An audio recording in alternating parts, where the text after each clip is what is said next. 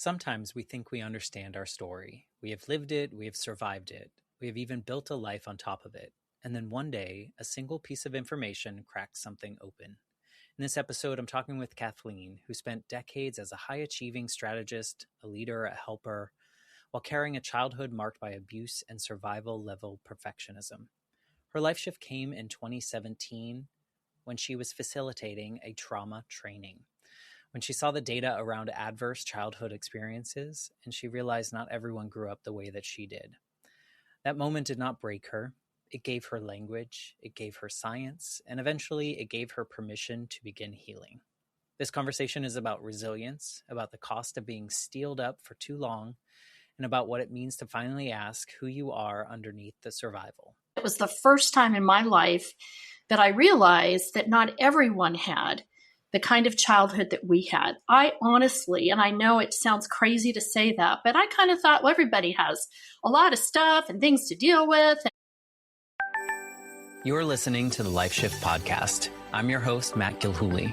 This show is built around one simple idea, that sometimes a single moment can change how we see everything.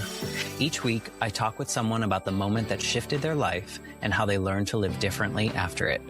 These are not stories about having it all figured out. They are stories about what it looks like to keep going once the story changes. Thank you for being here. Here's today's story.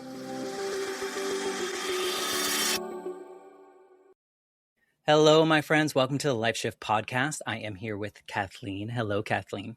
Hello, Matt. Thank you for wanting to be a part of the Life Shift Podcast. You don't know what you got yourself into. Ready, set, go. This show has just been such a journey for myself, and it's a blessing to talk to so many people like around the world that I otherwise probably never would have run into, and learn from their stories and honestly heal certain parts of myself that I didn't know still needed that. So it's just been such a pleasure to be able to talk to people like yourself. So I'm really honored that you chose me to help share your story in this way. Well, thank you, Matt, and honored that you had me on as a guest. So I'm really looking forward to the conversation. Excellent. Well, before we get into the conversation about your life shift moment, maybe you can tell us who Kathleen is in 2026. Like, how do you show up in the world these days? How do you identify? Small question, right? Yeah.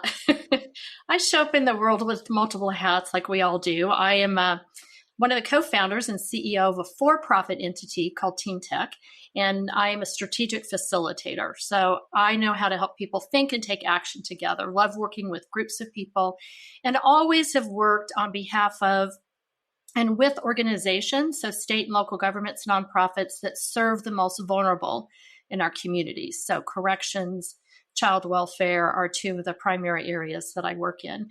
And then my other hat is CEO of our newly founded nonprofit called Remarkably Resilient. That leads to later our life shift moment, my life shift moment. And then also a mom, a wife, love to travel, don't get to do that as much as I'd like to, and learning to finally heal. And it is taking me 6 decades to even begin to understand what that is and begin to start through that process. That's how I would talk about myself now. I mean, I think that's beautiful, and to name it out loud for other people to feel okay if their journey takes them a certain amount of time as well. I can relate to that in the sense of, after losing my mom, it took me 20 years to grieve appropriately, I guess. I don't know, whatever that meant for me, to heal in a way that I felt that I was no longer using it as a crutch or some other way. So I love that you are in this season now of finding that healing. Would you have wanted to be able to do it before? Probably. But this is where we are, right? And life takes us on this journey, and I'm sure you have a lot more tools now that you can use to find that healing. I think that's beautiful. So thank you for naming that for other people that might be struggling with the fact that maybe it's taking longer than they thought they were supposed to take to heal. Because I think we all assume that it needs to be a certain amount of time, and then that's it. Yes, I think very much so. Well, let's take us into your story. I like to do that by having you paint the picture of what your life was like leading up to this main pivotal moment that we're going to center today's conversation around, knowing full well that you've had many of life shifts in your life and they've all formed you in some way. So go back as far as you need to. I came from a childhood of incest, abuse, and neglect at the hands of our father, paternal grandfather. And I did not understand its impact on me. I was very steeled up. I was focused on living life with a purpose. I only allowed things to go into my memory that fit my perfect view of the world. And so I was very, very driven. So I would say that as I look at myself, as friends looked at me, they would say super driven, perhaps over functioning driven. Perfectionist? Perfectionist. I was struggling and have struggled to parent a child that we adopted. And through the divorce, we kind of became a single parent through that, who has a lot of complex mental health challenges. So trying to figure out how to do that, knowing I didn't have an effective parenting model to lean into. So trying to learn and read and study and advocate and all those things you do for your child. And then always a successful entrepreneur. And until my turning point moment, nobody really knew of the background that I had, and people were shocked because I am so high functioning. And I have been a successful entrepreneur and done very well in that role. And a lot of the struggles are internal, as you know. How far back does when you think of childhood, is it all the memories that you've ever had that feel boxed in that way? I have this beautiful coping mechanism, actually trauma response, not a coping mechanism, called a memory eraser. Kicked in at age 5, erases anything personal that doesn't fit, really just a lot of personal. It still does that. However, I have enough memories to know and to recognize what had happened. And so in that regard, I'm pretty lucky. Unlike my identical twin sisters that are 18 months younger, they don't have that memory eraser. So that helped protect me and helped me function and has helped me function. And I don't ever, ever want to lose the memory eraser. I don't need to remember more than I do, and I don't want to remember more than I do. So would you say that I'm sorry that you had to go through that. I don't know why I didn't say that sooner, but I think of this not coping mechanism, but the way that you described the way that you kind of grew up only accepting or only doing the things that fit in this good mold. Do you think, looking back now, that you were doing that out of fear? Were you doing that out of trying to get acceptance from other people around you? I mean, the only reason I'm asking that is because in my own circumstance, I feel like I became a perfectionist because I thought my dad was going to leave too if I wasn't perfect. So curious of how you look back on that. You probably didn't know in the moment, but looking back on it, do you think you were a perfectionist because maybe if you were perfect, things like that wouldn't happen again? Yes, I think my perfectionism was also driven by those expectations of my father. And when you're not cared for, you're not loved, it's not unconditional, it's very conditional. We were ranked and rated, everything. I wanted to be the perfect child so that I might win the love of my father. And so I think that drove me. It also was expected. So when I brought home the 97% on the paper, it was why the blah, blah, blah, blah, blah, expletive words. Did you not get 100%? And I would be like, oh, well, okay, next time I'll get 100%. I got this. That was my response. And I think it was very much survival. Now, I know that now. I didn't know it then. I just thought it was who I was. And it's all I understood and all I knew and all I have been for the bulk of my life until really my key turning point moment that helped me understand from a different light a lot of what I had experienced and a lot of the things like the memory eraser, steeled up Kathleen, perfectionist, those things, who I saw myself as and who I was, I recognize now that's not really who I am. Those were my really important trauma responses, and I'm so grateful for them. And they are the reason I'm as resilient and I survived and I thrived. So I thank them, but I really am having to think about them more now since I'm in that healing phase. But boy, I'm, mid 60s now and feels like a long time. Yeah. Well, I mean, that is life. Do you look back on that growing up period? Because the way you're describing it, I with the assumption that I'm pulling in, and this could be totally wrong, so please tell me when I am, but that like when you were living it, you were living it, but not you almost did you like how you were doing that as you were moving through your teen years, like with the good grades and those things, or were you operating more in a I have to do this out of fear? It's a really good question. I would say initially I did it because I had to, but then fairly quickly, I think even in elementary school, it was a way to stand out in school and win the approval of adults when I couldn't get that at home. So I honestly think I got really lucky. Unlike my son that I adopted, I got a really strategic, good thinking brain, quick thinking. I just got lucky. And because of that, school was easy and I could stand out and I could be that student that they really enjoyed and they interacted with and they called on. And I think honestly, it was part of my learning pro-social behavior that I wasn't learning at home that I could get at school, and approval and what I deemed kind of care in a setting that was quite different from the home that we were raised in. But did it, when you look back though, do you feel, is there fondness in any of those moments? Yes. Okay. Okay. Yes. No, there is fondness. There are wonderful moments, camping in the Rocky Mountains, having strategic conversations with my father. You could not have a small conversation. He talked to us as adults, strategists from a very young age. I have some fond memories. Yeah. Yeah, I do. It's not all bad at all, but there is enough of that leaves that big hole in your soul from being raised in a family where you didn't feel cared for, safe, or loved. There is that never quite goes away. And when you look back, you're like, what would my life have been like had I been able to do all these things? I very much understand that as well from a different experience, but at the same time of like, as I went through my healing journey, I look back and I was like, oh, had I been able, had I not had that experience, where would I be? What would I be doing? I'm sure there's a lot of that happening right now for you.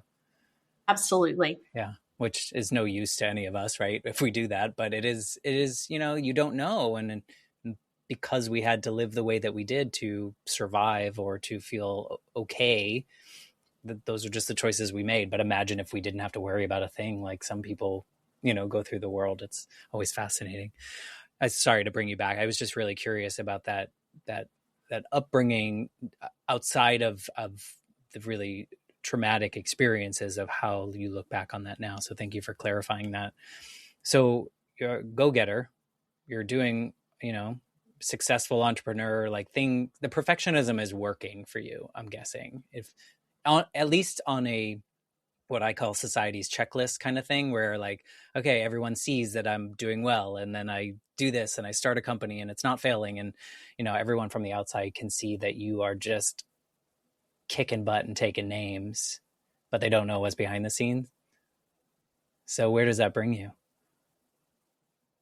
That takes me to April of 2017, Matt, and I was facilitating the bringing together of the trauma-informed movement in Kansas City with the trauma-informed movement in St. Louis. I had never heard of the term trauma-informed, though I knew that a lot of the methods we used always created collaboration and trust and safety and those things that I now understand are trauma-informed, but I didn't know about that. But it didn't matter because as a facilitator, you're worried about process. And can we get to consensus? Can all voices be heard? Can we make sure that we're working from data and experiences?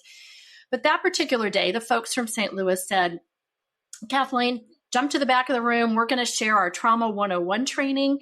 And then we get done, you can come up and do some reflection.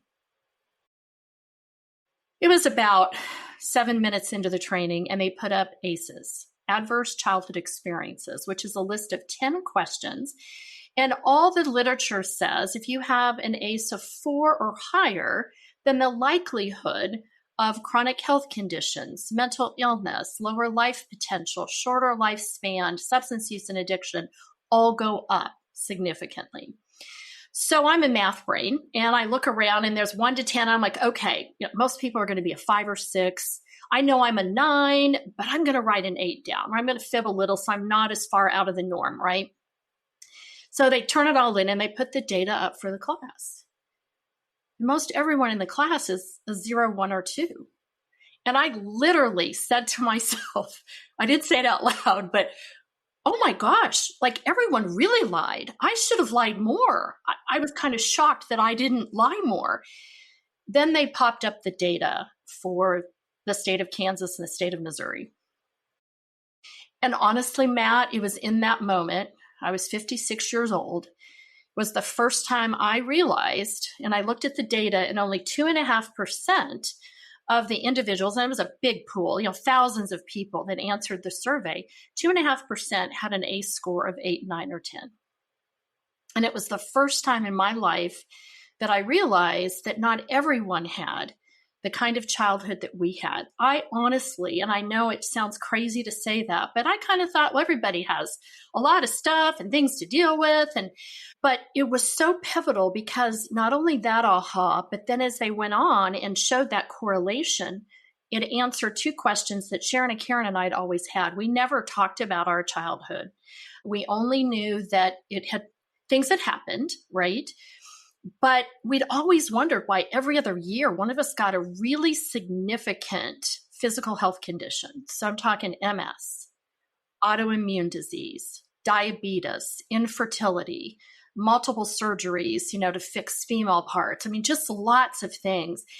And we kept yelling, leave us alone. Like, what are you doing here? We've been through a lot. And then the other question that had always been pivotal with us was how? How had we been able to treat our children differently than we've been treated? We know we didn't like what happened, but I didn't realize it was so out of the norm until that very moment.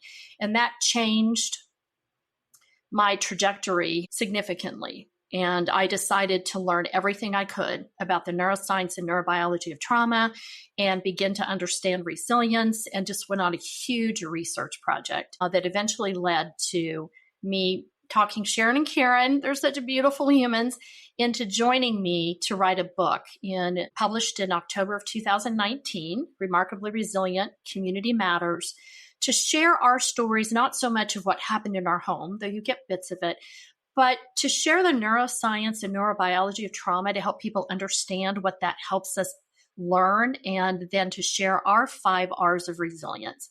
How had we been able to become resilient, and how had we been able to break that cycle that was multi-generational in our family? And that just gave me such a clarity of purpose.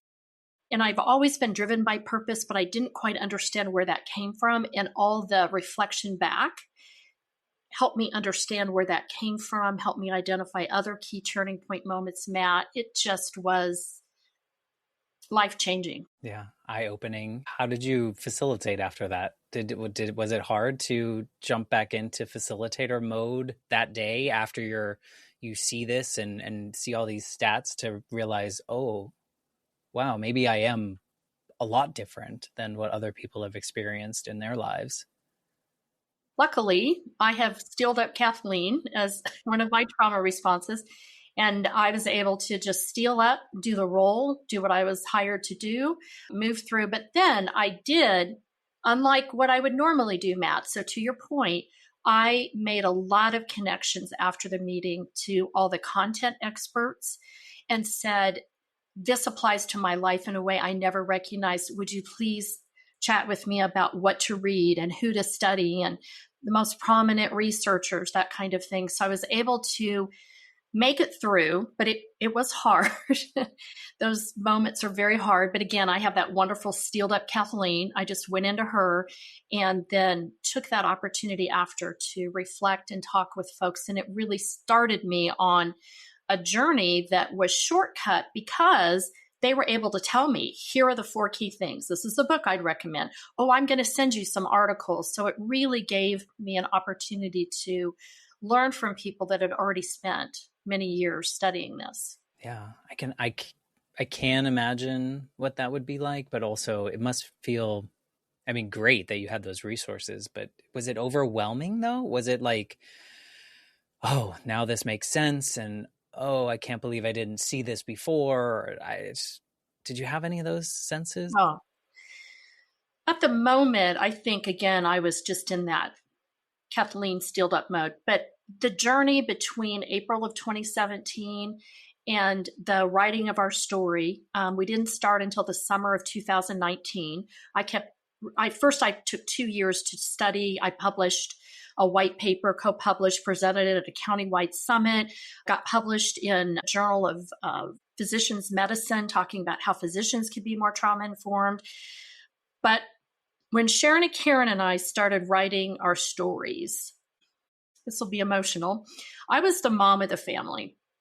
I was 18 months older than my twin sisters, but when everything was falling apart, I remember at age 5, I got the little step stool out and I pulled up to the stove and I started making hamburger helper. And I kind of took over and ran the family and needed to do that because of the chaos that was happening in our family. And so the twins are like more than siblings to me. Imagine finding out in detail what had happened to them. And each of us assumed it was only one of us. And you'll say, how can that be? These people, predators, are very cunning, very strategic.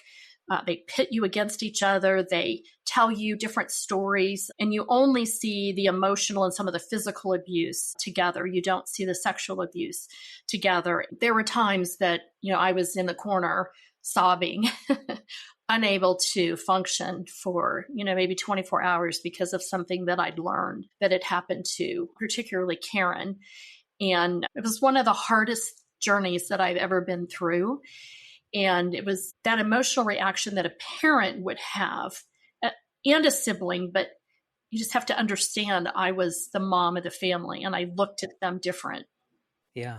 Well, and did it make sense of like how you saw they were growing? Like, did things start to make sense of their growth paths and your growth path? And is that a good feeling, like a validation, or a more darkness type feeling that comes with that? Like, Both. understand. Okay. I would say unbelievably life-giving to let go of that, what's wrong with us that we carry for so long. And this journey into trauma-informed and neuroscience and neurobiology says, no, it's what happened to you.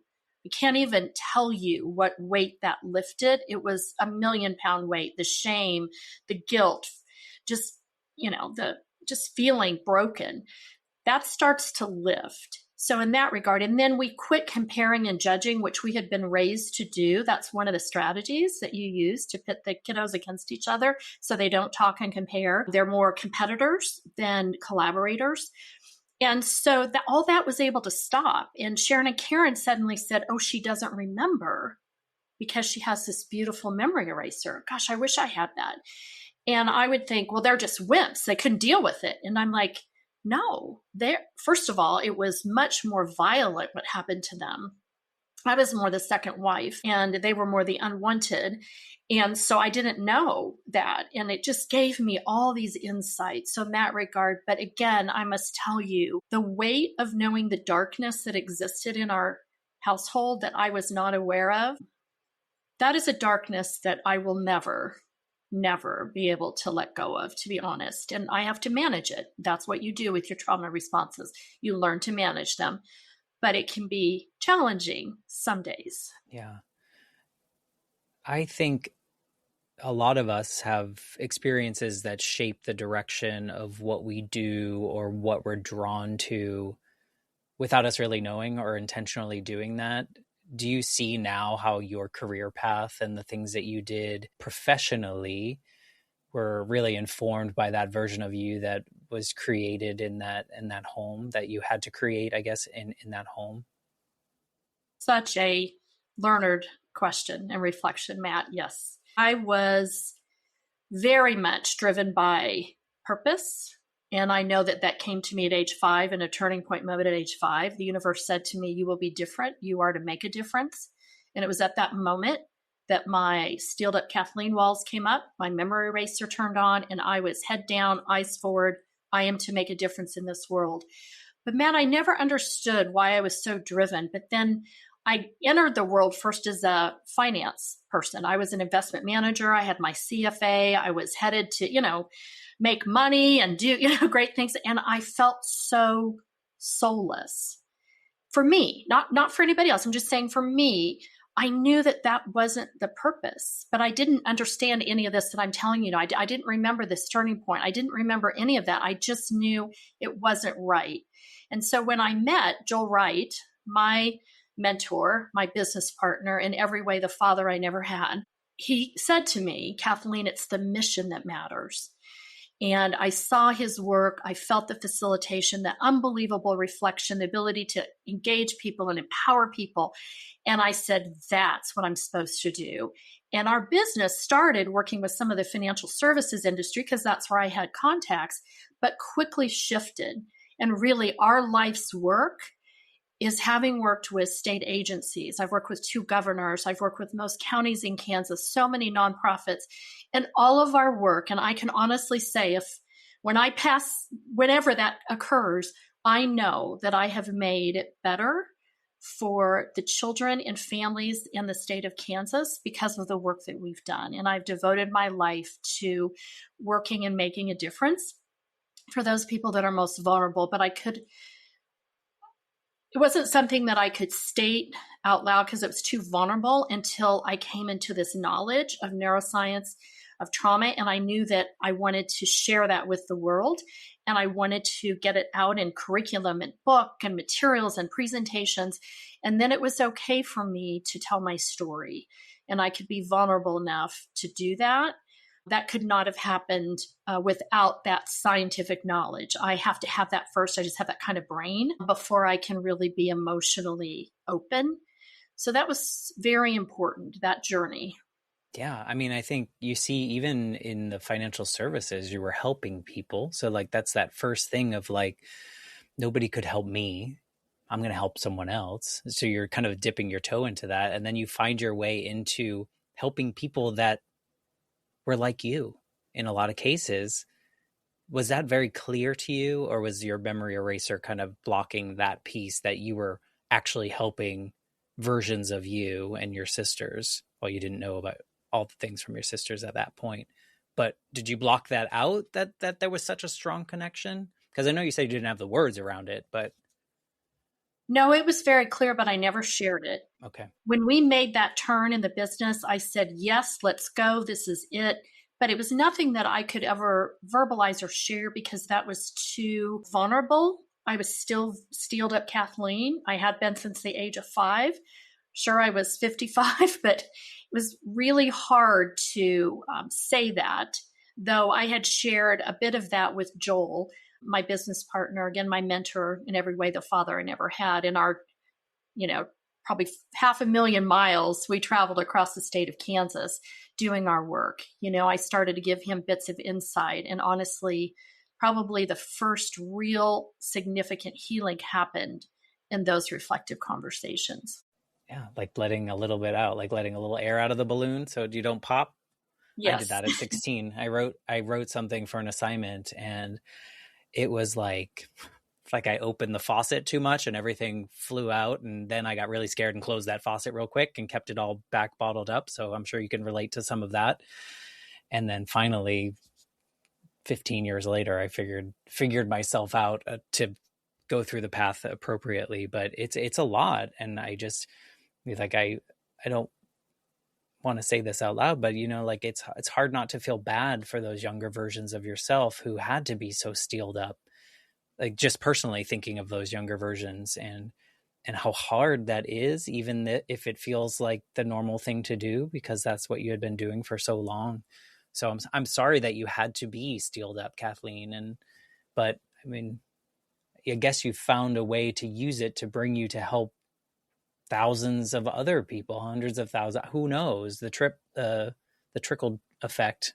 What's the word I'm looking for? The butterfly effect of, just helping one person. And if you change their life as a kid, what is that going to do for the future, right, of their kids? And so, I mean, it's like your purpose brought you to this place whether you wanted it to or not. And now here you are, right? Like creating that, but now you get to help you, right? Like, I feel like that's this new version of you where that it's not you helping other people. You still are doing that, but now it's your turn to help yourself. Do you feel, is that like the purpose now for you? It is. I'll share with you in this journey. I volunteer. I teach within prisons and work with incarcerated individuals because I know every one of them has complex PTSD and trauma, like my sisters and I. And it was one day I'd finished teaching at Topeka Correctional Facility, our facility for women in Kansas. And Holly Chavez, who co-teaches our Remarkably Resilient Together curriculum, teaching emotional regulation and self-care. And she said to me, "May I ask you a question, Kathleen? It's kind of personal." And I said, "Sure, Holly." I feel very close to Holly. She's also shared some of her story with me. And she said, "Why, when you talk with the women, do you just talk about managing their trauma? Why don't you talk about healing?" And Matt, I said to her, "Holly, I have to think about this one. I don't know what healing is. I don't know what you're talking about." Like, it was a foreign concept to me. And so I had spent from 2017 when I first learned, and then through our writing and through our developing products and services. And it was 2025, kind of the beginning of that, when she asked me that question. And I said, okay, well, I guess I'm on another journey to understand healing. And I took that to my therapist. I've been in and out of therapy since I was 40, trying to first learn how to parent a child. I didn't know what exactly was wrong when we adopted Zach, but I knew something was off with me. And I knew I didn't know how to parent, but I wasn't going to parent like I was parented because I knew how that felt and it didn't feel good. But I went back to my therapist, Anne, and I told her this. And she said, "Well, given who you are, I'm not going to say anything right now, but I'm going to give you 2 books to read. And I want you to read these 2 books, and I want you to come back to me," because she knows, right, I have to come at it that intellectual way. And so Stephanie Foo's book, What My Bones Know, was incredibly helpful to me. It was as helpful as Nadine Burke Harris's book that I'd first read, The Deepest Well. That was the one that I just absorbed. And not that she had the answer to healing, but she made me start to realize and see things that I hadn't really analyzed in myself yet, and about how important that, and how much I had kept saying to Joel and his wife Alice, "When are you going to leave me? When are you going to dump me by to the side of the road? When are you going to be finished with me?" As they poured their unconditional love into me. And I'm kind of like, this shoe is going to drop and I want to be ready for it. So could you please get me ready for it? And they're like, "What are you talking about? We're not going anyway. We love you. Like, you're like a daughter to us, And I'd be like, "Yeah, right. Yeah." But she had the same challenge. And I'm like, "Oh, that's so good to know." And so I go back to my therapist, and the long and short of it is I told her and I showed her the book and all the things I'd highlighted. And she said, "Well, I'm going to give you a definition. Healing is when you allow your authentic self to come through unencumbered by your trauma responses." And so I said, "Anne, you got to say that again. Got to write it down. I have to think about it." And that definition, and I took that to my board, my nonprofit board, and I don't know what authentic self is. And I said, I don't know who that is. Because when I started learning about trauma responses versus coping mechanisms, and I started labeling them, literally, Matt, I kind of felt like the emperor has no clothes, like I'm kind of standing there with nothing. I don't know. And Renee Miller, who is a lifelong friend of my sister Karen and a board member, she said, as if it was so easy for her to relate to, she said, "Well, Kathleen, that's who you were meant to be, but in your case did not get a chance to be." And suddenly, I can't even tell you the insights about Karen talking about the pieces she'd left behind and things that she had dropped along the way. And so I'm still honestly trying to discover who those pieces are, what they are, who they are, as I remove those trauma responses and coping mechanisms and stand before myself and say, what are those pieces that really are my authentic self? And so I'm in that discovery. And that's why I say I'm very new into this healing journey. I can tell you one that I found, and I remember as a little girl, I would dance all the time to American Bandstand.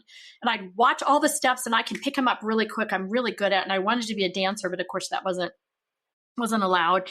I am a joyous dancer. When I go to dance, I'll dance to any dance, any song, just get out there on the dance floor. And people say to me, strangers, you are so much fun to watch. And I can say to them with every bit of my authentic self, that is when I am the most joyful. And I can tell you, Matt, I feel like the weight of the world that I feel like I carry for 1,000 reasons, it's gone. So I know one piece right now. Yeah. And you have to find more of that where you feel safe enough to be like, it sounds like that dancing safe space for you, which is interesting because I think a lot of people would not find that as a safe space for them because they're, like a lot of people, afraid how someone's going to judge them or look at them or whatever it may be. And I love that you found that. So now you just need to find the other things that spark that same kind of joy. But I can imagine it's really hard after so many years to find what feels safe and then to be able to explore whether or not who you are in that safety moment. But I love that you have the dancing. You could do that anywhere. I do. I love it. Yeah. I love it. And then I've been able to reframe that universe message to me, you are to make a difference. I have been able to now say that I choose that. I realized it was given to me. It saved me. It gave me direction. It gave me purpose. It gave me meaning. It made me feel like something saw me as worthy. And I choose it now because I love the feeling. I love the joy. I love everything about being in front of a group of other trauma survivors or people that are dealing with their own well-being challenges and trying to figure out what this journey is. I love being able to convey in kind of everyday language this neuroscience of trauma and biology, and then saying, hey, here's some resilient strengthening tools that every human can use regardless of what you've been through. And people immediately can see it, right? And they can feel it. That I've decided I'm choosing that which was given to me as a absolute incredible survival mechanism. I'm going to choose that. And so I've put that piece in place and to say, I want to continue to make a difference in the life that I have. And I feel like I'm moving into that legacy portion of my life.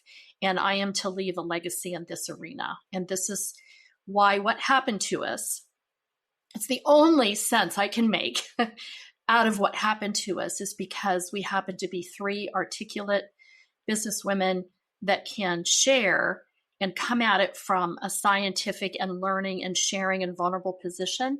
I believe that's why what happened to us happened, is because we are supposed to be doing this now. Otherwise, I can't make sense of it, Matt, but it fits.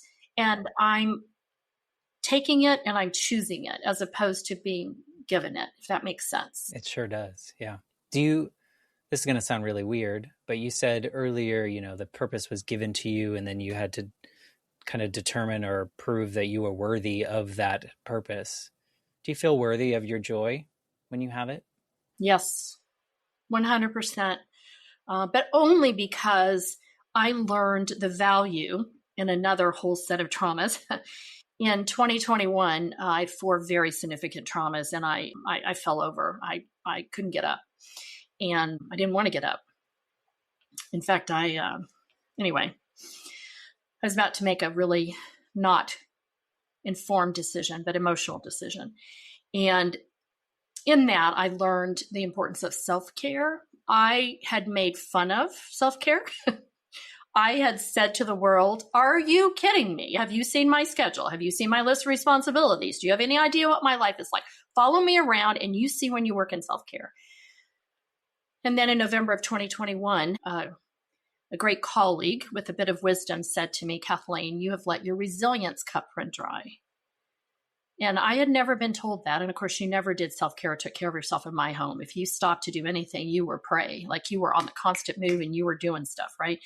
And so I didn't know what that was. And it finally, this aha moment said, oh, that's what self-care is. That if your cup runs dry, you don't have anything to give anybody else. And that had happened to me, Matt. And I had never had that happen before. And I don't know why, but it just was this huge aha. And so now those joyful moments, that fills your cup. When you think about what does self-care do, it's things that feed your soul, that bring you joy. And so I have zero guilt. In fact, I changed my schedule to make a dance. And I'm creating dancing friends and groups and meeting people. And it is a priority for me now because you know what? I am worthy of that. And I need to fill my cup so that I can give to my son who has complex needs, and I can be there for my husband, and I can be there for my sisters, and I can be there for my friends, and I can be there for the world to teach what we've learned, given what we've been through. Yeah, and it feels like so much of your life, self-care also, it wasn't safe. It wasn't a safe place because your history, it's not a safe place, but also what happens when everything's quiet? What happens when we could start to let down some of those steel walls? It's really scary, and it's really hard to, and in facing dark moments, I think so many people that listen to this podcast have been to those places, and some have been really close to those places, and we don't talk about it enough. We don't talk about that. Sometimes that's part of this human experience that we're all doing. And sometimes we get to those moments, and there are a lot of resources now that weren't around when you were younger, or even when I was younger. There weren't these resources that people have now. So I think that's really important. I'm glad you named that without naming it in your case. I think it's important because it doesn't make us terrible people. It doesn't change anything about us. It just means that we needed some help at the time. And I'm glad that you found a different route to heal or find a way to healing, because it sounds like you're on this probably really challenging part of your life in the sense of finding yourself and who you are and who you want to be fully unencumbered, I guess, in a way. Would you say it's challenging, or would you say it's invigorating, or something more happy than challenging? Both. Okay. Because Matt, when I had that aha moment and I started pulling apart the coping mechanisms and the trauma responses, and literally, there was literally nothing left. That was not a good feeling. That was a very vulnerable, exposed feeling. But I had enough tools and enough knowledge. I would not have done well learning that back in April of 2017. That would have been devastating to me, I think. But this way, I had my reflective capacity to lean into. I had my sisters to lean on. I had my colleagues. I had this wonderful network of people that were in the adult survivor world. And so I had a lot of things to lean on, and then this knowledge now of self-care. And so it has made it now.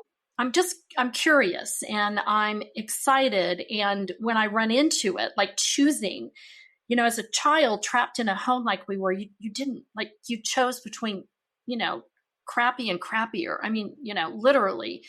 And sometimes, not always, but that's how it felt a lot of times, right? There were still those pieces of joy and fun, and camping, being in the mountains is a great place for me. And so we spent a lot of time in Tucson, and my place of peace is Mount Lemmon up at 9,000 feet. There's no place that is as peaceful for me as a mountaintop, but that comes from the wonders of camping. That was a beautiful part of our childhood when we lived in Denver, and then we moved to Western Kansas, and there are no mountains, Western Kansas, as you all know. But so I do think that journey for me now is kind of wondrous, and I'm so looking forward to sharing this journey as Karen and I continue to write other remarkably resilient together materials to kind of share that recovery and response journey. What does that look like as you're trying to come through to healing and find that authentic self that I just never had thought about before? I never thought of myself as not my authentic self. And then one day I did. One day it was on paper. Is it hard for your brain that everything is not black and white? Like as far as it relates to your authentic self and how it can evolve, and it feels like curiosity and wonder are hard for some of us that think in black and white. I don't know if you always do. I did until I met Joel Wright, my business partner. Joel is the master of reflection, and he taught me the power of the open-ended question and the beauty of helping people through processes with open-ended reflective questions. I'm not as good at it as he was, but I learned at the feet of a master, and so I'm not bad at it. And using those methods now on myself, I understand in such a visceral way that I didn't when I first ran into Joel, and Priscilla was his business partner and ours as well. I just knew there was something magical, and I loved what the feeling I had when I was in the room and they were facilitating, and I knew I wanted to learn about it and I wanted to be able to do it. And so had I not met Joel Wright and Priscilla Wilson in my path, then I absolutely 100% Matt would say, I don't know how I'd be dealing with this right now. I don't actually think I would. I still think I would be in my steeled up world of, what I started at age 5. But they really gave me a gift of reflective capacity that has helped me learn, change, and grow as a human, which is really what reflection does. Yeah, no, I love this part of your journey for you, and what your life has brought you here and what you get to do with it, with all the tools that you now know about and have in your arsenal. I think of this version of you, and I know it's not possible, but if it was possible, if you could walk into the kitchen in which you were standing at the stove making the hamburger helper for your siblings, is there anything that this version of you would want to tell her? Oh, whew.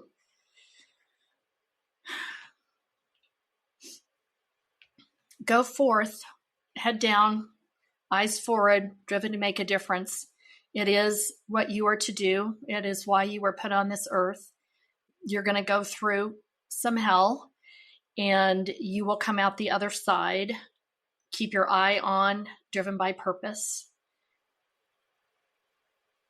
I would tell her to pay more attention to what was happening to everyone.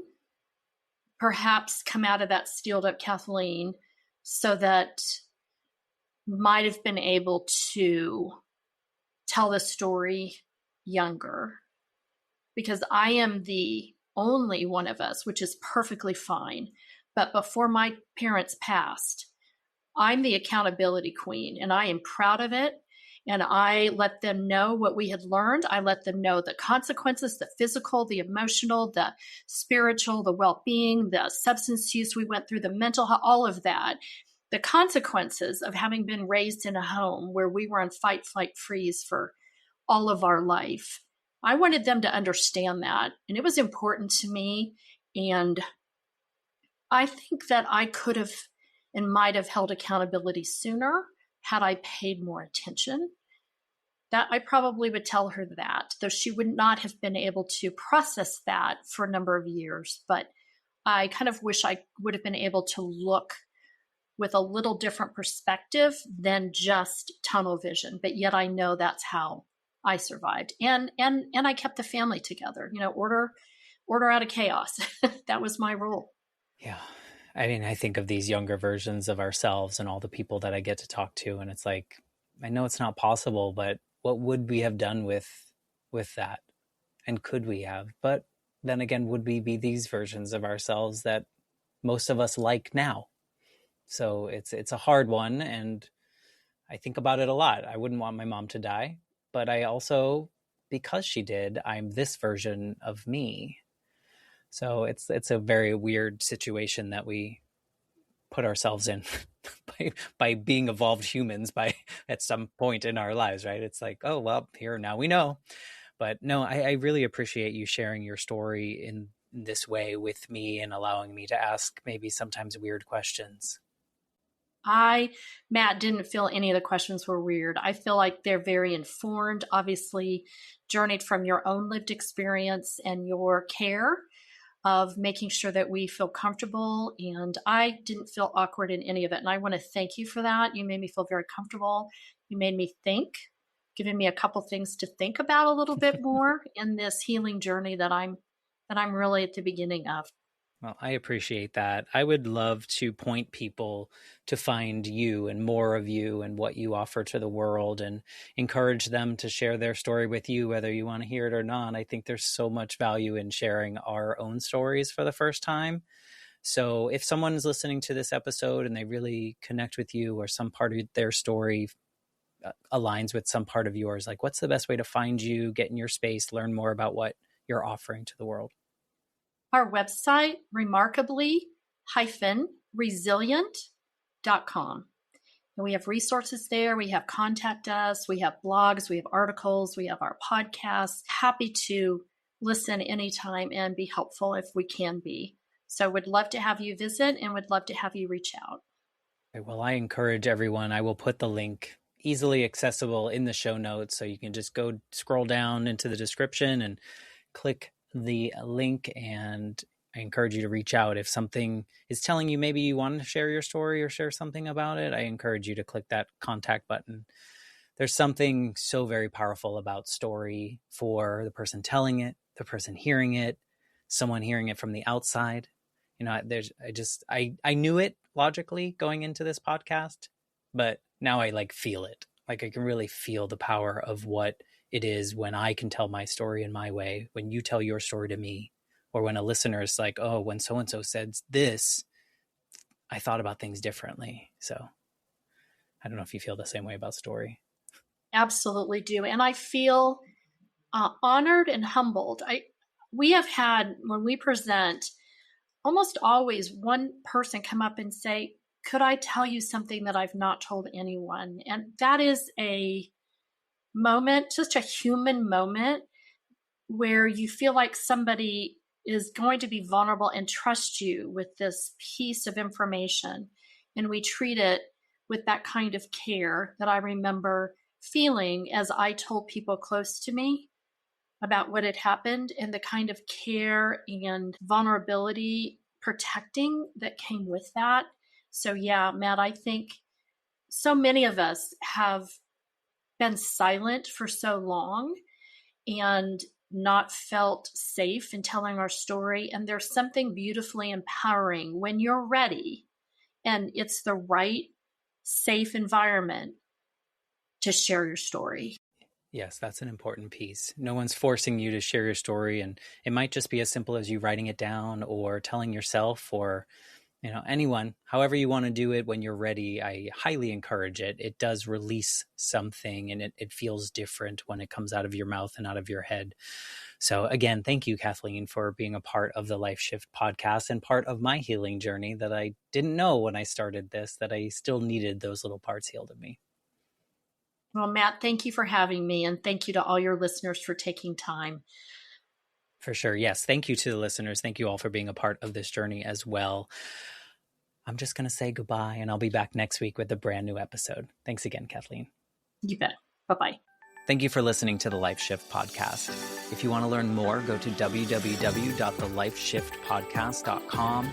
There you can check out all the different episodes. You can check out the blog, some of the reviews for the podcast, and the Life Shift journal. Links are there so you can purchase your own copy, whether in digital or print format. Thanks again.